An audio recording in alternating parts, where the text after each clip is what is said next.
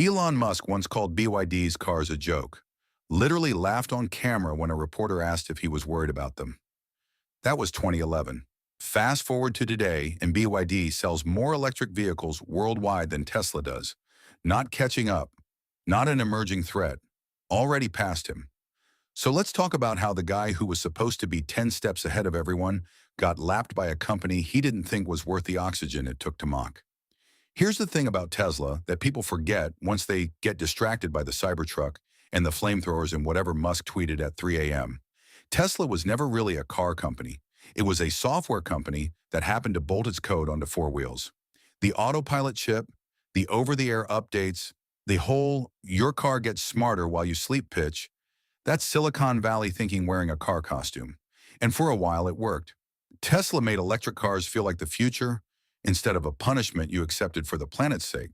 But while Musk was busy selling the dream of self-driving robo-taxis that, 5 years later, still mostly drive themselves into curbs, BYD was doing something a lot less glamorous. It was building factories. Just an absurd number of factories. BYD didn't start as a car company either. It started making batteries for cell phones back in the 90s. So when it decided to build EVs, it didn't need to go shopping for battery suppliers like everyone else. It already had the batteries, it just needed to build a car around them. That difference sounds small. It is not small.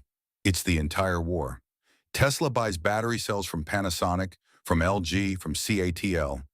Deals, negotiations, shipping, margins stacked on margins. BYD makes its own. BYD also makes its own chips, its own seats, its own glass, in some cases, its own steel. Analysts estimate BYD produces somewhere around 3/4 of the components that go into one of its cars in-house. Tesla, for comparison, is closer to a third. Every part BYD doesn't have to buy from someone else is a part where BYD keeps the profit instead of handing it to a supplier. Multiply that across a few million cars a year, and you get an EV that BYD can sell for the price of a used Honda in some markets, while still making money. And this is where it stops being a story about two car companies and turns into something much bigger. The EV race was never actually about who has the flashiest infotainment screen or which car can do 0 to 60 the fastest. It's about who controls lithium mines, who controls cobalt, who controls the factories that turn raw minerals into battery cells, and the factories that turn those cells into packs, and the factories that turn those packs into finished vehicles rolling off a line every 90 seconds. China figured this out roughly a decade before Detroit did, and by the time anyone in the West noticed, China was already sitting on most of the world's battery refining capacity. Not because of some grand conspiracy, because they showed up early to an unglamorous, capital-intensive, boring industrial problem and just built the thing. Musk, to be fair, is not a stupid man. He built a trillion-dollar company from a garage-stage EV startup that most of Detroit assumed would go bankrupt by 2015. But his entire worldview runs on disruption, on the idea that clever software and a bold enough vision beats slow, grinding industrial build-out. And for years he had a point. Then BYD showed up with the boring answer nobody wanted to hear. Sometimes the unsexy stuff wins. Sometimes the company that spent 20 years learning how to make a battery cheaply beats the company that spent 20 years trying to make a car drive itself. So where does that leave Tesla now? Genuinely not in a great spot.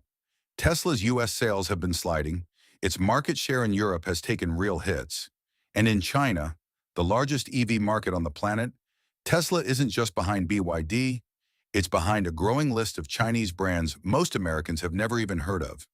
Meanwhile, BYD is opening plants in Brazil, in Hungary, in Turkey, in Thailand, chasing every market where import tariffs haven't slammed the door shut yet. And in several of those places, they haven't. None of this means Tesla is finished. Musk still has Optimus, still has the robo-taxi bet, still has a brand that half the world recognizes on sight. But the smug certainty from 2011, the idea that a Chinese battery company could never actually build a real car, that part is gone. It should be. Because what actually happened here wasn't Tesla losing to a better car. It was Tesla losing to a better factory. And if there's one lesson buried in all of this, it's that the future of the electric car was never going to be decided by whoever had the coolest keynote. It was going to be decided by whoever controlled the boring stuff nobody wanted to think about. The mines, the cells, the supply chains. Long before the first customer ever sat in the driver's seat.